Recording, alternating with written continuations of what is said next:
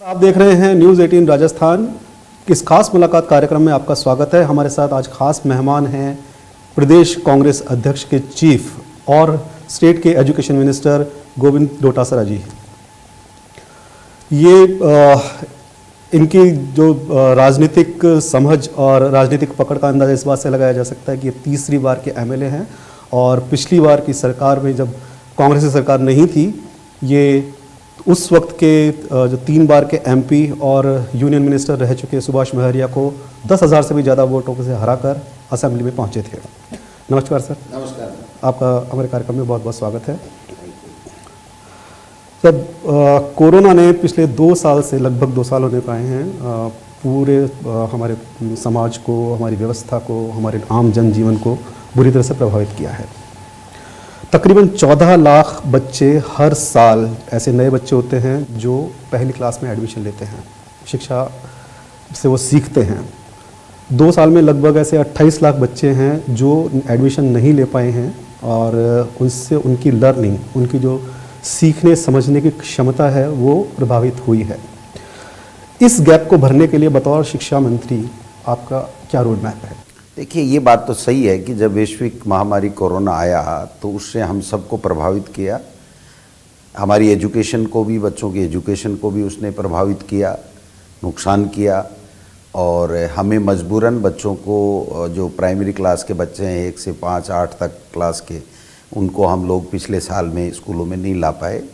लेकिन जो राजस्थान में शिक्षा विभाग ने किया वो एक ऐतिहासिक कार्य किया कि वहाँ पर घर बैठे उनको, चाहे स्माइल प्रोजेक्ट के माध्यम से, चाहे हवा महल का एक प्रोजेक्ट बना करके बच्चों को दिया, वर्क बुक दे करके और बुक्स दे करके घर पे उनको वर्क बुक और बुक्स दी गई और टीचर्स के द्वारा बराबर संपर्क रखा गया।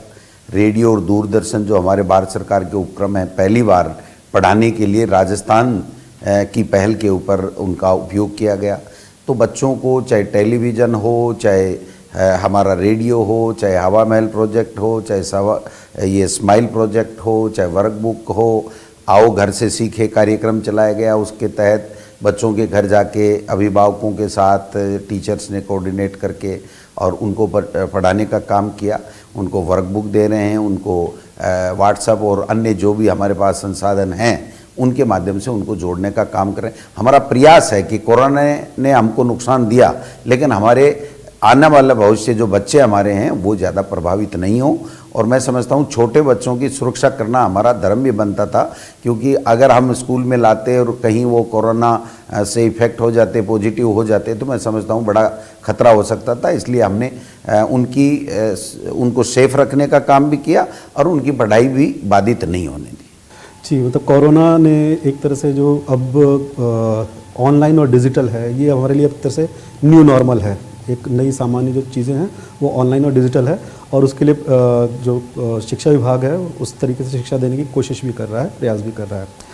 लेकिन सर, फिर भी जो नवाचार किए भी हैं आपने, उसमें जो हमारे राजस्थान की जो भौगोलिक स्थिति ऐसी है, रिमोट एरियाज़ हैं, बहुत दूर दराज के स्थान हैं, वहाँ पर छात्रों को कई तरह की समस्याएं आती हैं, बच्चों को समस्या आती हैं कि वो कनेक्ट नहीं हो पाते हैं। इसके अलावा जो ऑनलाइन शिक्षा का अभी जो स्वरूप है, उसका जो अभी फॉर्मेट है वो एक वन वे कम्युनिकेशन वाला है। तो उस तरह की, मतलब ऐसा क्या किया जाए कि बच्चों को शिक्षा जो है सुलभ हो सके, ऑनलाइन शिक्षा जो है? देखिए, सही बात है। हम पीएबी में लेके गए थे कि हमें ऐसे इंस्ट्रूमेंट मिले जिसके माध्यम से हम बच्चों से 2 वे सिस्टम के आधार पर उनसे कांटेक्ट कर सकें, उनको पढ़ा सकें। लेकिन केंद्र सरकार ने कोई नया प्रोजेक्ट इस बार पीएबी में हमें मंजूर नहीं किया। जो ई कक्षा नाम से एक हमने तैयारी की, स्टूडियो के ऊपर हमारे सरकारी जो टीचर हैं उनसे हमने पाठ्यक्रम सामग्री के एक पाठ को उनको शूट किया, उनके लेक्चरर को शूट किया और उसके बाद में हमने उसको यूट्यूब के माध्यम से बच्चों तक पहुंचाने का काम किया। और उसमें 2 वे सिस्टम हमने किया कि वो बच्चा पूछ भी सकता है और टीचर बताएगा। तो मैं समझता हूँ कि स्कूल में आने जैसा तो नहीं हो सकता, ये बात तो ठीक है, लेकिन फिर भी हमने प्रयास किया कि कोई भी बच्चा जो है वो शिक्षा से वंचित नहीं रहे। अभी जो बैक टू स्कूल हमने कार्यक्रम चलाया है उसमें यही है कि हम हर बच्चे से जा कर के हमारे टीचर कांटेक्ट करेंगे, उसको बुक्स अवेलेबल कराएंगे, बुक्स के आधार पे उसको वर्क बुक देंगे, फिर उसको समझाएंगे, उनके अभिभावकों को गाइड करेंगे कि आपको बच्चे को कितने समय तक किस तरीके से पढ़ाना है, फिर टेलीफोन से वो लोग बात करेंगे। तो मैं समझता हूँ कि इंटीरियर एरिया में तकलीफ़ें ज़रूर हुई है, लेकिन हमारा प्रयास है, क्योंकि हमारे पास टीचर अच्छी संख्या में 4 लाख के लगभग हमारे एजुकेशन डिपार्टमेंट में स्टाफ है, तो हमने प्रयास कर रहे हैं कि हर बच्चे तक हम हमारी वॉइस रोज़ाना पहुंचाएं और वो बच्चा कहीं बिल्कुल शिक्षा से दूर नहीं हो जाए। तो उनके लिए भी हम लोग प्रयास कर रहे हैं और हमारे प्रयास सफल भी हो रहे हैं। आपने देखा होगा कि जो अभी नेशनल अचीवमेंट सर्वे जो हुआ था उसमें +1 हमारा आया है, जो दिल्ली काफ़ी हल्ला करता है उसके बावजूद उनका भी 1+ है, और 18-19 से हमारा जो स्टैंडर्ड है वो 20% बढ़ा है। तो आप समझ सकते हैं कि हमारे एजुकेशन में नवाचारों को लेकर के, क्वालिटी एजुकेशन को लेकर के, ड्रॉप आउट बच्चों को जोड़ने को लेकर के काफ़ी अच्छा हमारे स्टेट में काम हुआ है। उसकी वजह से ही हमें A+ मिला है, और मैं समझता हूँ इसको हम क्वालिटी एजुकेशन में जो दूसरे नंबर पर हिंदुस्तान में है, आने वाले समय में नंबर 1 रहेंगे। दिल्ली के स्कूल्स के कंपैरिजन में हमारा राजस्थान के स्कूल्स का ऑनलाइन का और पोस्ट कोविड जो एजुकेशन प्रोवाइड करने का जो स्टैंडर्ड आया है वो काफ़ी हाई आया है।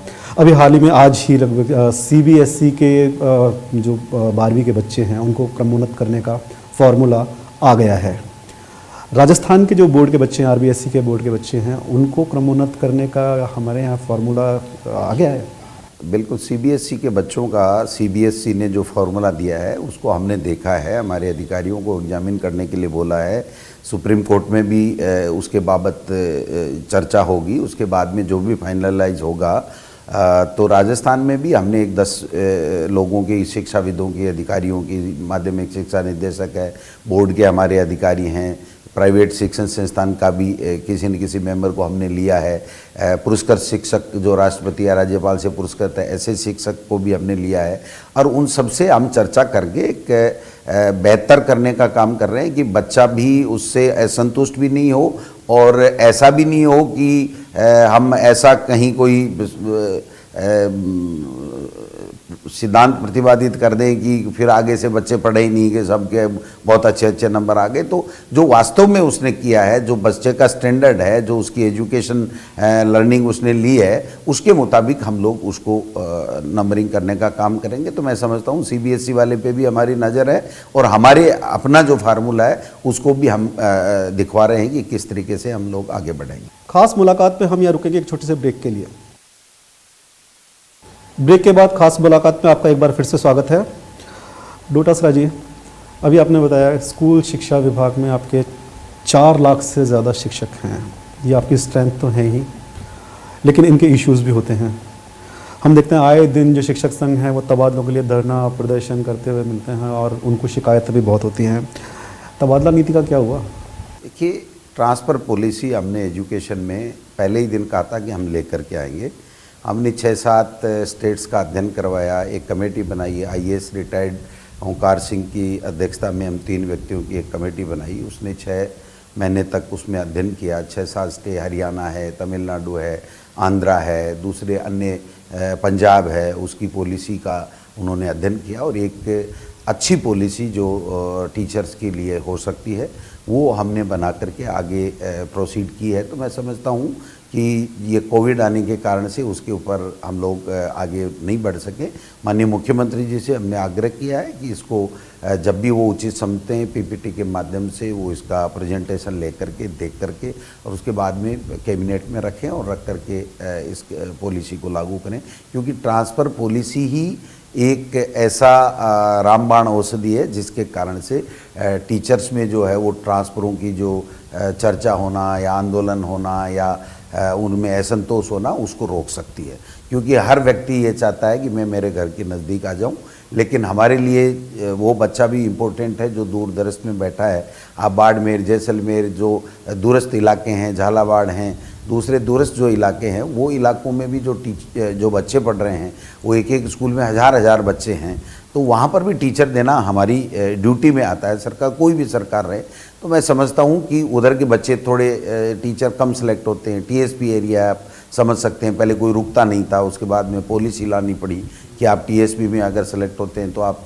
नॉन टीएसपी में नहीं जा सकते। तो ये सब कवायद इसलिए की जाती है कि हमारे लिए प्रदेश का तमाम बच्चे महत्वपूर्ण होते हैं, और वो बच्चे जो है उनको हम कैसे शिक्षा दें और उनके लिए टीचर्स की व्यवस्था करें, ये भी हमारे लिए होता है। और जो डिमांड करते हैं टीचर्स, उनके ट्रांसफ़र भी हमारी उसमें आता है कि भाई हम उनको भी संतुष्ट करें, और किए भी हमने। आपने देखा होगा कि जो 19,000 के लगभग व्याख्याता और जो प्रिंसिपल्स हैं उनके हमने ट्रांसफ़र किए हैं, प्रमोशन भी करते हैं और नई नियुक्ति भी करते हैं। नई नियुक्ति में हम परिवेदना भी लेते हैं कि किसी की समस्या हो तो ज्वाइन करने के बाद में परिवेदना दे, तो उसके माध्यम से में हम रिलीफ देने का काम करते हैं।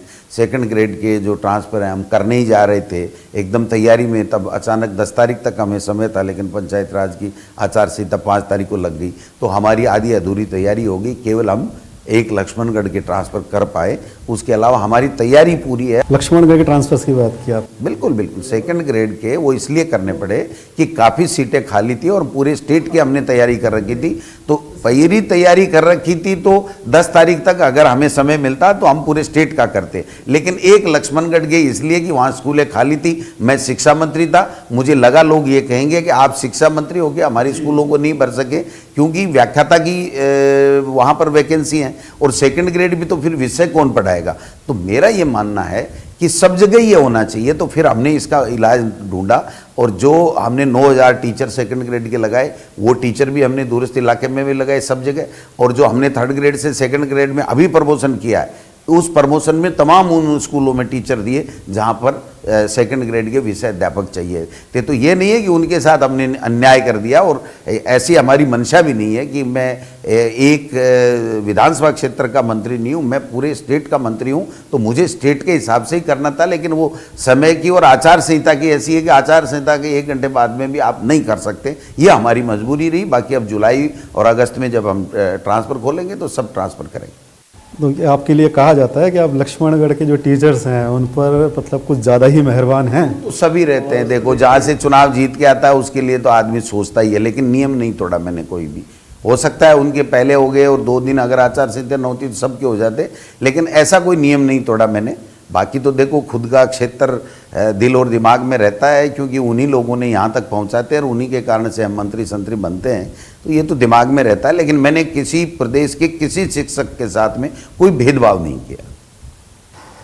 आप अपनी टिप्पणियों और अपनी जो कमेंट्स होते हैं उनको लेकर भी कई बार सुर्खियों में रहते हैं। नाथी का बाड़ा वाला कमेंट हो, या आपने एक बार, क्योंकि आपके जो कमेंट्स हैं वो ट्रेडिशनल जो डिप्लोमेटिक होते हैं वो नहीं होते, बहुत देसी अंदाज के, बहुत स्ट्रेट फॉरवर्ड होते हैं। आपने कहा ही था एक बार कि जो शिक्षकों का ये अधिकार नहीं है कि वो आंदोलन कर सकें। सोशल मीडिया के दौर पर इस पर मीम्स तक बन जाते हैं, लोग नाराज़ भी होते हैं। एक नेता के तौर पर, एक जनप्रतिनिधि के होने के तौर पर, क्या आपको लगता नहीं कि आपको कहीं नुकसान पहुंचाएगा लोगों की नाराज़गी इस तरह से? देखिए, नुकसान नफ़ा ये किसने देखा है। सवाल ये है कि आप स्पष्ट बोल रहे हैं कि नहीं, आप सत्य बोल रहे हैं कि नहीं, आप जनता ने जिस चुन करके भेजा है उसके वेलफेयर की बात कर रहे हैं नहीं, उसके कल्याण की बात कर रहे हैं कि नहीं कर रहे हैं। मैं कभी भी किसी से नहीं झगड़ता हूँ, मेरी आवाज़ में थोड़ा बहुत कड़वापन हो सकता है, लेकिन मैंने मेरे राजनीतिक जीवन में कभी भी एक दिन भी झूठ नहीं बोला कि मैं कह दूं कि नहीं मैंने ये कर दिया जबकि होता नहीं है, या किसी को टेलीफोन करना होता है तो मैं नहीं किए वो ये भी कह दूं मैंने कर दिया। मैंने मेरी ज़िंदगी में नहीं किया। मेरे क्षेत्र के लोगों से आप पूछ सकते हैं। मेरा ये कहना होता है हमेशा कि जिस काम के लिए हमको सरकार तनख्वाह देती है, जो जिम्मेदारी हमको प्रदेश की जनता देती है, उस जिम्मेदारी का निर्वहन करना है। मैं जब कभी भी कहता हूँ, क्योंकि मैं तो एक शिक्षक का बेटा हूँ, मेरे पिताजी शिक्षक, मेरी बहन शिक्षक, मेरी धर्मपत्नी शिक्षक, तो मैं शिक्षक का बहुत बड़ा सम्मान करता हूँ, क्योंकि मैं उस परिवार में पला हूँ, बड़ा हूँ। लेकिन शिक्षक को भी अपनी ड्यूटी समझनी पड़ेगी कि उसको जो तनख्वाह दी जाती है, उसको जो नौकरी दी जाती है, वो बच्चों के भविष्य निर्माण के लिए दी जाती है। तो कहीं अगर मुझे ये लगता है कि ये अपनी ड्यूटी से इधर उधर हो रहा है तो मैं उसको अपनापन में, कड़वे शब्दों में भी कह देता हूँ, लेकिन दिल में कभी कड़वाहट नहीं रहा, कभी नाराज़गी नहीं रहती है। और ये जो लोकोक्तियाँ हैं, मुहावरे हैं, ये तो हमारी शेखावाटी की पहचान है। इसमें कहीं कोई नाराज़गी मानता भी नहीं है और कोई मानता भी नहीं है। जो एक बात नाथी के बाड़े की आई थी, मैं बहुत स्पष्ट कर दूं कि वो 15 दिन एग्ज़ाम के बोर्ड के रह गए और वो टीचर अगर ऐसी मांग लेकर के आ रहे हैं जो खुद प्रदेश के शिक्षक संगठन के पदाधिकारी भी नहीं हैं, केवल एक फ़ोटो कॉपी लेकर के कहते हैं कि जो है वो पुरानी पेंशन पद्धति लागू कर दो जो मनमोहन सिंह जी के से 2004-5 में हुई थी। तो ये ऐसी मांग नहीं थी कि परीक्षा के समय उन बच्चों को छोड़ करके हम लोग वहाँ पर छुट्टी लेके या बिना छुट्टी लेके आ जाएं। मेरा इतना सा संदर्भ था, मैंने उन टीचर्स को चाय भी पिलाई, मैं उनका सम्मान भी करता हूँ, उनको कुर्सी पे बैठाया भी और उनको समझाया भी। यहाँ रुकेंगे एक छोटे से ब्रेक के लिए, बातचीत का सिलसिला जारी रहेगा।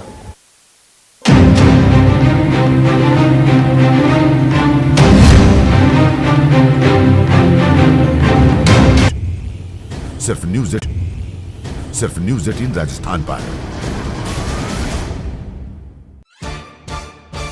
सवाल सारे, मुद्दे तमाम, माइक पर सरे आम, होकर ऑटो पे सवार। जब पूछेगा रिपोर्टर, आपके क्षेत्र के हर मसले का जवाब मिलेगा बिल्कुल नए अंदाज में। जब आएगा ऑटो में रिपोर्टर, रोज रात 8:26 पर, सिर्फ न्यूज़ 18 राजस्थान पर।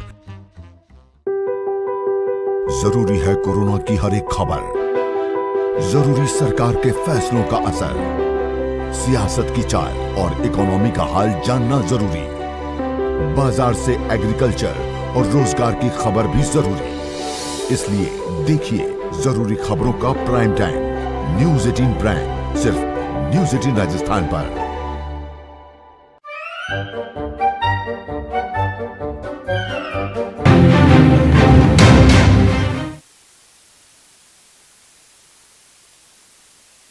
ब्रेक के बाद आपका एक बार फिर से स्वागत है।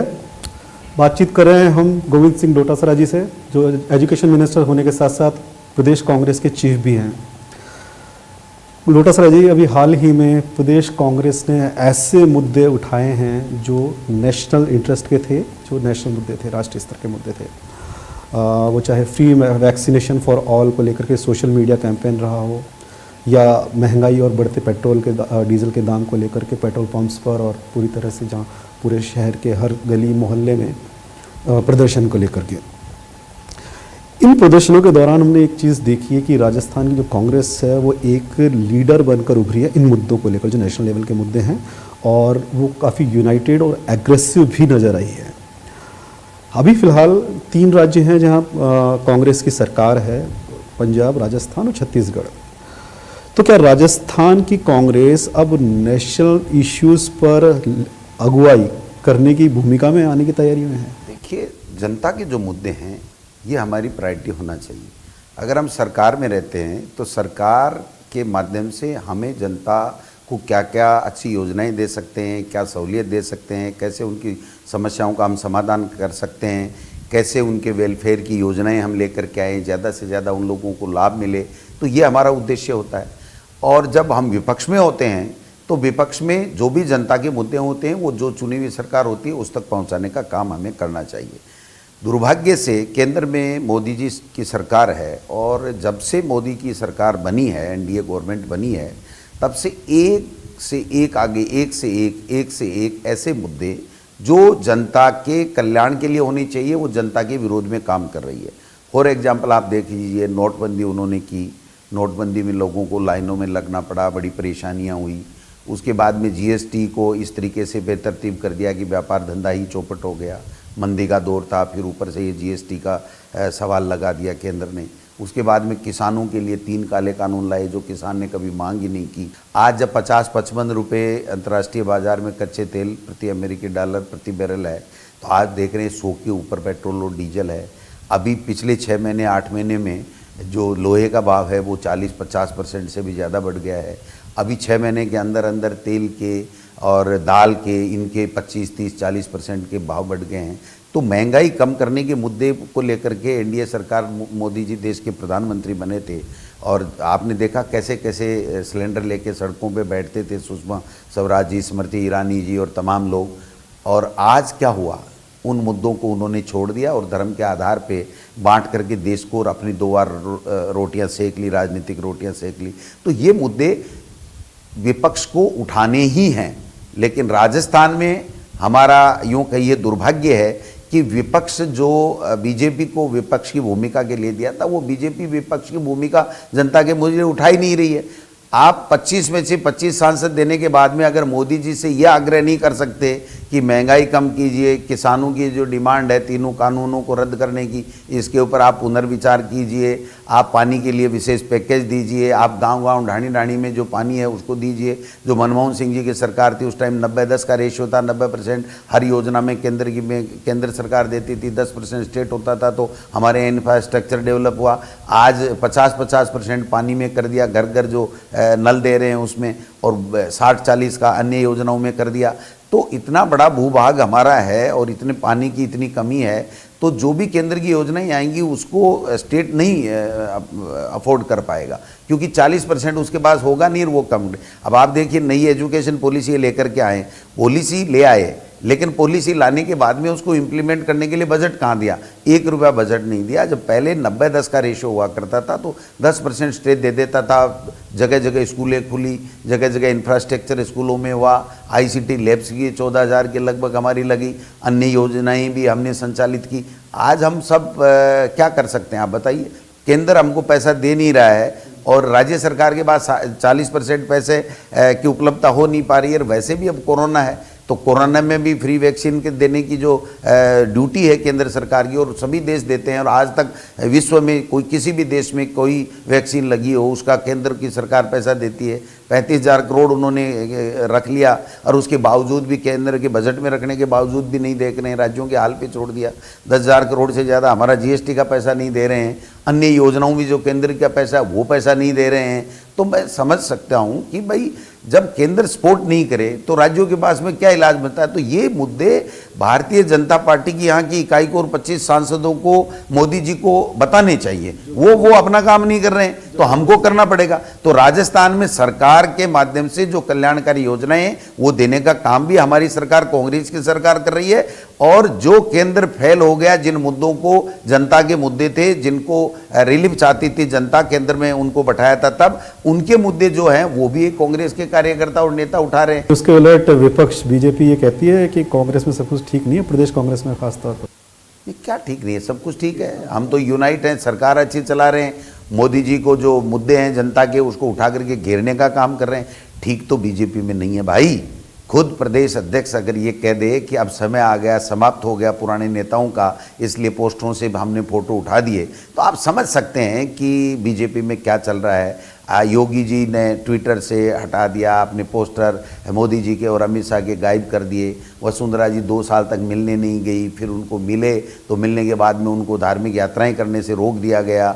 तो 8 मुख्यमंत्री बने बैठे हैं। गजेंद्र सिंह जी ट्विटर से यहाँ मुख्यमंत्री बनना चाह रहे हैं, प्रदेश के लिए कुछ कर नहीं रहे हैं और चुनी हुई सरकार को गिराने का ये लोग षड्यंत्र करते हैं।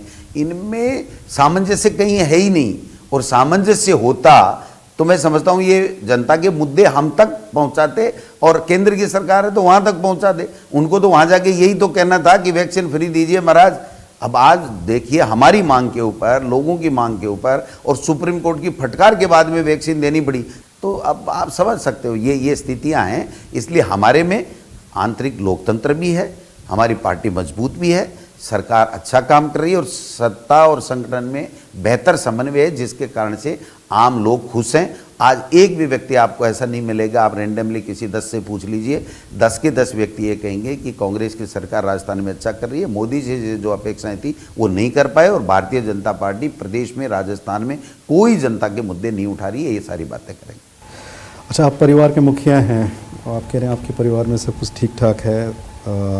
ट्विटर और सोशल मीडिया की बात भी आपने बताई अभी, आप भी यूज़ करते हैं, आपके जो प्रदेश कांग्रेस के लोग हैं वो भी काम में लेते हैं। पार्टी का कोई सदस्य अगर किसी आपसे शिकवा शिकायत या कोई भी उसके पास में वो है संशय है, उसके लिए अगर सोशल मीडिया का इस्तेमाल करता है तो बतौर परिवार का मुखिया आप उस चीज़ को कैसे देखते हैं? देखिए, मेरा ये मानना है किसी भी व्यक्ति को, वो जनप्रतिनिधि हो, चाहे पार्टी का पदाधिकारी हो, चाहे सामान्य कार्यकर्ता हो, उचित समय पर उचित प्लेटफार्म के ऊपर अपनी बात को रखना चाहिए। अगर हम लोग सब ऐसे अगर बिना कोई प्लेटफॉर्म के, पार्टी के प्लेटफॉर्म के अगर रखेंगे तो हम पार्टी को नुकसान भी करेंगे और हम अपने आप को भी नुकसान भी करेंगे। तो मेरा तो आग्रह है तमाम हमारे पार्टी के नेताओं से, कार्यकर्ताओं से, हमेशा यही रहता है, संगठन का व्यक्ति होने के नाते, क्यों मैं जिलाध्यक्ष भी रहा, प्रदेश में भी रहा, NSY यूथ कांग्रेस में भी रहा, कि अगर कोई भी व्यक्ति मैं ही हूँ, अगर मैं किसी भी प्लेटफार्म के ऊपर कोई ऐसी टिप्पणी करता हूँ जिससे पार्टी को नुकसान होता है, तो ये मान के चलिए मेरे को भी व्यक्तिगत नुकसान भी हो रहा है। जब पार्टी के आधार पे हम लोग यहाँ तक सत्ता में आते हैं तो पार्टी को अगर किसी बात से नुकसान होता है तो इसका मायना ये होता है कि हमें व्यक्तिगत भी नुकसान होता है। तो ये तो हर व्यक्ति को समझना चाहिए कि मैं जिस पार्टी का सदस्य हूँ, जिस पार्टी के कारण से मेरी पहचान है, उसको ऐसी कोई बात मेरी नज़र में नहीं करनी चाहिए जिससे पार्टी को और स्वयं को नुकसान हो। पार्टी और पार्टी कार्यकर्ता, पार्टी के सदस्यों की बात आती है तो अभी हाल ही में कुछ पॉलिटिकल नियुक्तियां भी हुई हैं। इसका मुद्दा काफ़ी समय से चला आ रहा है कि पॉलिटिकल अपॉइंटमेंट्स मिलने चाहिए। अभी DLB में और शहर महिला कांग्रेस में दिए भी गए हैं, लेकिन सवाल जो उठाया जाता है वो उठाया जाता है कि जो बड़ी पोस्ट हैं, जो बड़ी नियुक्तियां हैं, वो हो रही हैं रिटायर्ड ब्यूरोक्रेट्स की। देखिए, रिटायर्ड ब्यूरोक्रेट्स की भी होती हैं, आज नहीं सदैव से ही होती हैं, और वो ऐसे लोगों की होती हैं। आप समझिए बात को कि कुछ पोस्टें ऐसी होती हैं जो संवैधानिक पोस्टें होती हैं, जिसमें हाई कोर्ट का जज हो या जुडिशियल का कोई जज हो वो आएगा, या सीनियर जो ब्यूरोक्रेट IAS वगैरह आएगा। कॉन्स्टिट्यूशनल पोस्टें होती हैं, कुछ ऐसी पोस्टें होती हैं जिसके कारण से हाई कोर्ट में कंटेम्प्ट ऑफ कोर्ट लगे हुए हैं, तो कंटेम्प्ट ऑफ कोर्ट लगता है तो उसको हमको करना पड़ता है। लेकिन मेरा ये मानना है कि कार्यकर्ताओं को उचित सम्मान मिले और उसकी भागीदारी हो, तो ये सब चीज़ें सतत प्रक्रिया है और ये चल भी रही हैं। हमारे यहाँ आपने देखा होगा, अब कोरोना में 1.5 साल निकल गया, इसका कोई कुछ नहीं कर सकता। पंचायत चुनाव नहीं हुए, नगर पालिका के चुनाव नहीं हुए, आप देखिए 12-12 महीने में पंचायत चुनाव 12 जिलों के अभी भी नहीं हुए। तो जो चीज़ें चलनी चाहिए वो चल रही हैं। और आपने देखा अभी जो नियुक्तियों का दौर हो रहा है, ब्लॉक और जिला स्तर की जो नियुक्तियां हैं पॉलिटिकल, ये भी होंगी और इससे आगे वाली नियुक्तियां भी होंगी, कोई दिक्कत वाली बात नहीं है। और सब जगह ही होती हैं। आपने देखा केंद्र में कब ब्यूरोक्रेट्स को ला के केंद्र के मंत्री बना दिए हैं, नेताओं को निकाल रहे हैं, ब्यूरोक्रेट्स को ला करके जो IAS और IPS हैं उनको कितने मंत्री, आप बताइए, ब्यूरोक्रेट्स कितने मंत्री हैं।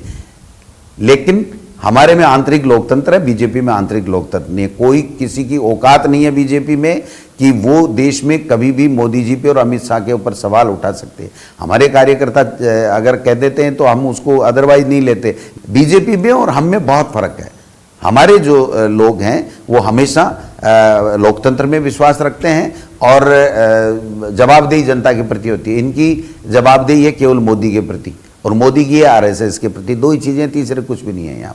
हमसे बातचीत करने के लिए, इस खास मुलाकात में आने के लिए गोविंद सर जी आपका बहुत बहुत धन्यवाद। इस खास मुलाकात में आज इतना ही। खबरों के लिए आप देखते रहिए News 18 राजस्थान।